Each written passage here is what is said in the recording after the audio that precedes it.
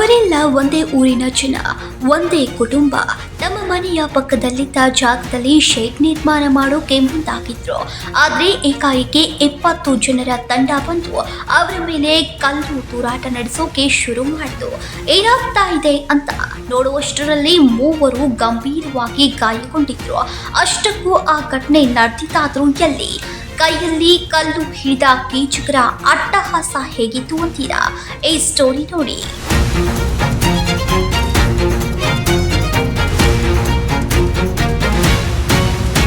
ಮನೆಯ ಮಾಳಿಗೆಯ ಮೇಲೆ ಹತ್ತಿ ಕೈಯಲ್ಲಿ ಹಂಚು ಹಿಡಿದು ಎಸಿತಾ ಇರೋ ಯುವಕರು, ಹಂಚು ಎಸೆತಾ ಇರೋದನ್ನ ಹೌಹಾರಿ ನೋಡ್ತಾ ಇರೋ ಜನ, ಗಾಯಗೊಂಡು ಆಸ್ಪತ್ರೆಯ ಬೆಡ್ ಮೇಲೆ ಗೋಳಾಡ್ತಾ ಇರೋ ವೃದ್ಧೆ ಹಾಗೂ ಮಹಿಳೆ.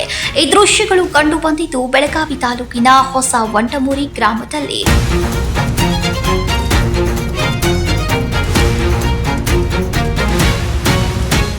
ಇದೇ ಗ್ರಾಮದ ಹಾಲಪ್ಪ ವನ್ನೂರೆ ಕಳೆದ 7 ವರ್ಷದ ಹಿಂದೆ ತಮ್ಮ ಮನೆಯ ಪಕ್ಕದಲ್ಲಿಯೇ ಇದ್ದ ಜಾಗವನ್ನ ಖರೀದಿ ಮಾಡಿದ್ರು ಎನ್ನಲಾಗಿದೆ. ಆ ಜಾಗದಲ್ಲಿಯೇ ಇಂದು ನಾಗಪ್ಪ ವನ್ನೂರೆ ಹಾಗೂ ಕುಟುಂಬಸ್ಥರು ಶೆಡ್ ನಿರ್ಮಾಣ ಮಾಡೋಕೆ ಹೊಸ ಶೆಡ್ ಖರೀದಿಸಿ ಶೆಡ್ ಹಾಕಲು ತಯಾರಿಯನ್ನ ಮಾಡ್ತಾ ಇದ್ರು. ಅಲ್ಲಿಗೆ ಪರಸಪ್ಪ ವಾಲಿಕರ್ ಹಾಗೂ ಆತನ 20ಕ್ಕೂ ಹೆಚ್ಚು ಸಹಚರರು ಬಂದು ಏಕಾಏಕಿ ಹಾಲಪ್ಪನ ಮೇಲೆ ಹಾಗೂ ಕುಟುಂಬಸ್ಥರ ಮೇಲೆ ದಾಳಿ ಮಾಡಿದ್ದಾರೆ. ಕೈಲಿ ಕಲ್ಲು ಹಿಡಿದು 100 ಕುಟುಂಬಸ್ಥರ ಮೇಲೆ ತೂರಾಟವನ್ನ ಮಾಡಿದ್ದಾರೆ. ನೋಡ್ತಾ ಇದ್ದಂತೆ ಮನೆಯ ಮಾಳಿಗೆ ಏರಿ ಮನೆಯ ಹಂಚುಗಳನ್ನ ತೆಗೆದು ಶೆಡ್ಗಳ ಮೇಲೆ ತೂರಾಡೋಕೆ ಶುರು ಮಾಡಿದ್ದಾರೆ. ಈ ಎಲ್ಲಾ ದೃಶ್ಯಗಳು ಸ್ಥಳೀಯರ ಮೊಬೈಲ್ನಲ್ಲಿ ಸೆರೆಯಾಗಿವೆ.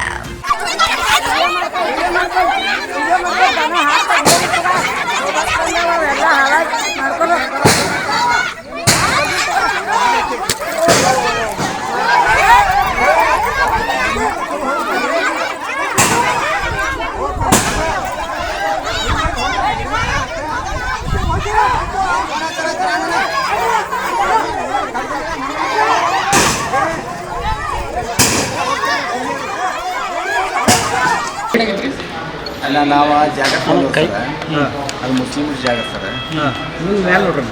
ಅದು ತೊಗೊಂಡು ಈಗ ಒಂದು 7 ವರ್ಷ ಆಯ್ತು ಸರ್. ಅದು ತೊಗೊಂಡಿವಿ. ನಾವು ತೊಗೊಂಡಾದಾಗ ಬಡಿ ಹಾಕಿದ್ದೀವಿ ಸರ್. ಬಡಿ ಹಾಕಿಟ್ಟಾಗೂ ಹಂಗೆ ಮಾಡಿದ್ರು ಸರ್ ಅವರು.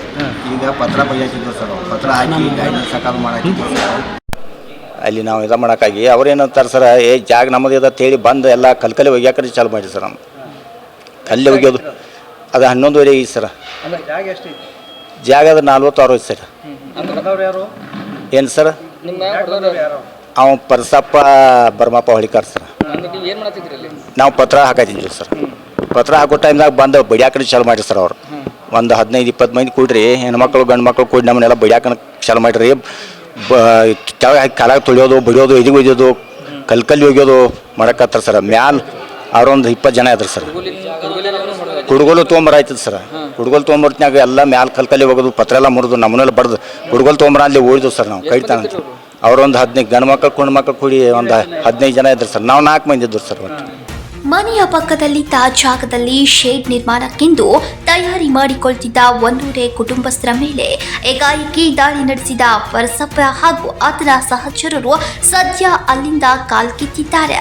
ಸ್ಥಳಕ್ಕೆ ಡಿಸಿಪಿ ರೋಹನ್ ಜಗದೀಶ್ ಭೇಟಿ ನೀಡಿ ಪರಿಸ್ಥಿತಿಯನ್ನ ಅವಲೋಕಿಸಿದ್ರು.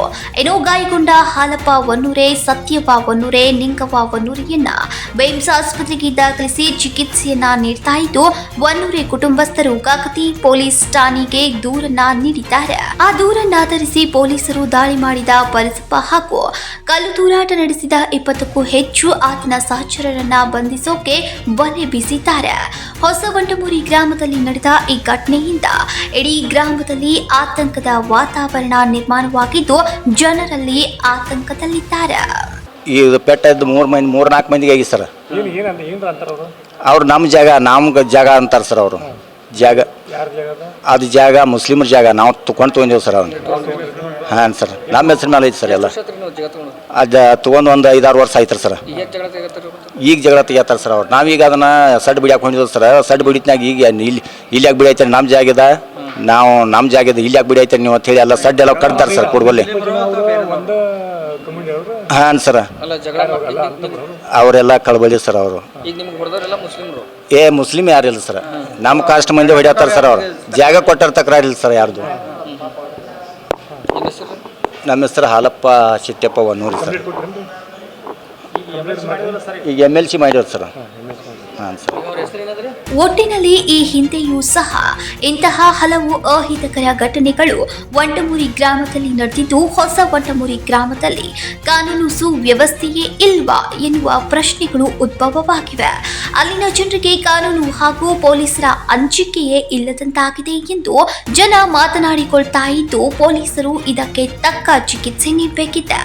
ಕ್ಯಾಮರಾ ಪರ್ಸನ್ ವಿನೋದ್ ಕೋಲ್ಕಾರ್ ಜೊತೆ ರಾಜಶೇಖರ್ ಹಿರೇಮಠ್, KFM ಕನ್ನಡ ನ್ಯೂಸ್, ಬೆಳಗಾವಿ.